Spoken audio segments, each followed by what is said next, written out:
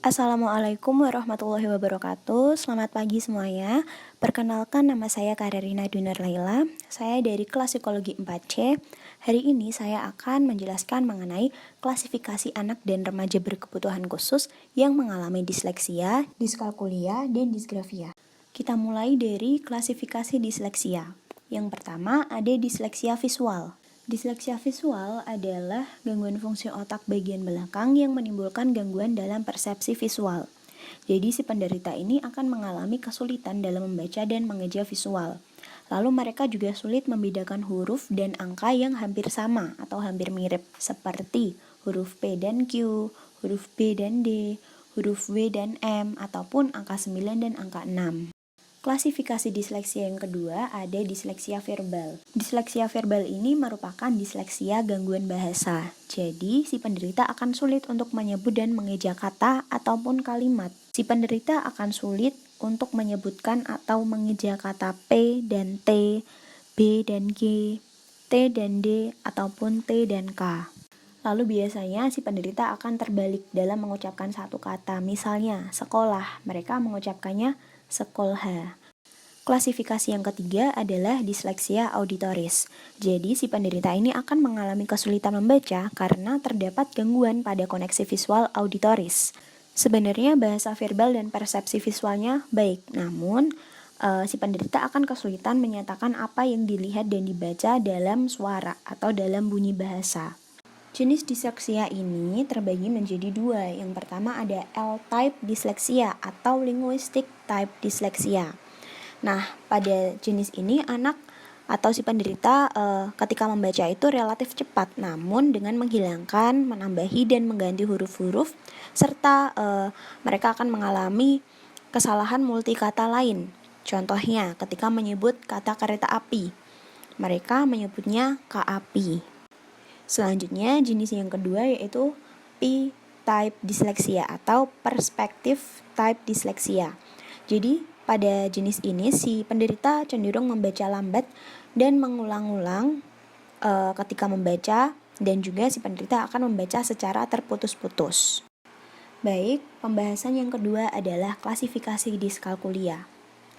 Klasifikasi yang pertama adalah diskalkulia kuantitatif.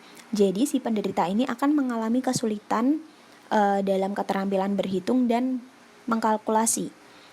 Contohnya ketika seorang guru menjelaskan kepada siswanya mengenai 1 ditambah 1 sama dengan 2. Namun siswa ini tidak bisa memahami apa yang dijelaskan oleh gurunya. Lalu contoh lain yaitu ketika siswa diminta untuk memilih mana bentuk segitiga.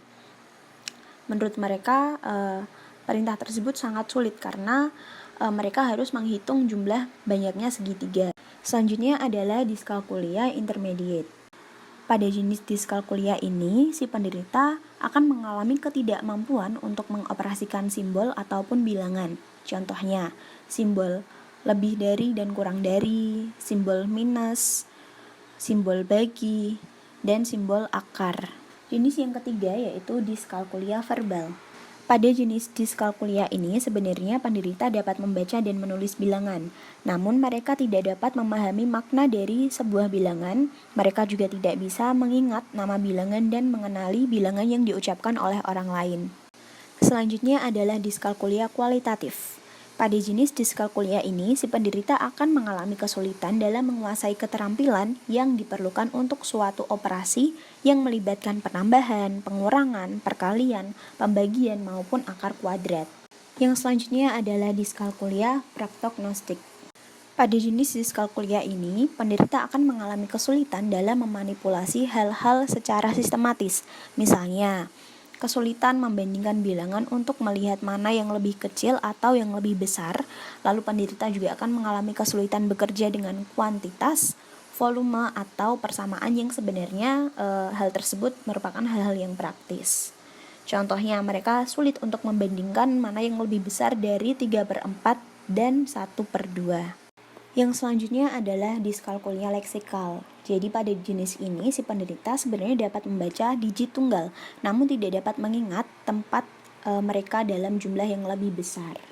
Selanjutnya adalah diskalkulia indiagnostik.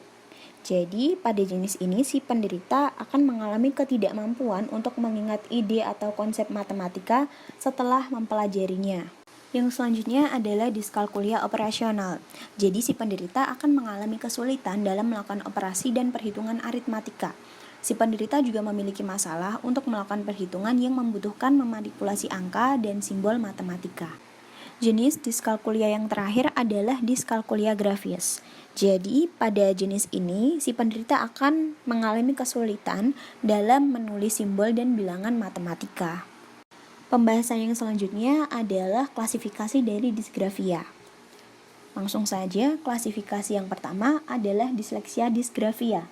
Jadi, disleksia disgrafia merupakan bentuk disgrafia yang ditandai dengan tulisan tangan si penderita yang tidak terbaca, huruf dan tanda baca yang dibuat salah oleh si penderita.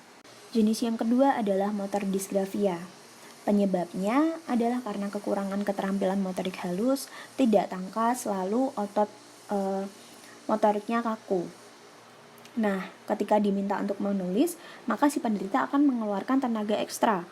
Lalu bentuk tulisannya juga sering miring karena ketika memegang objek penulisan mereka salah. Dan namun pemahamannya tentang ejaannya tidak terganggu.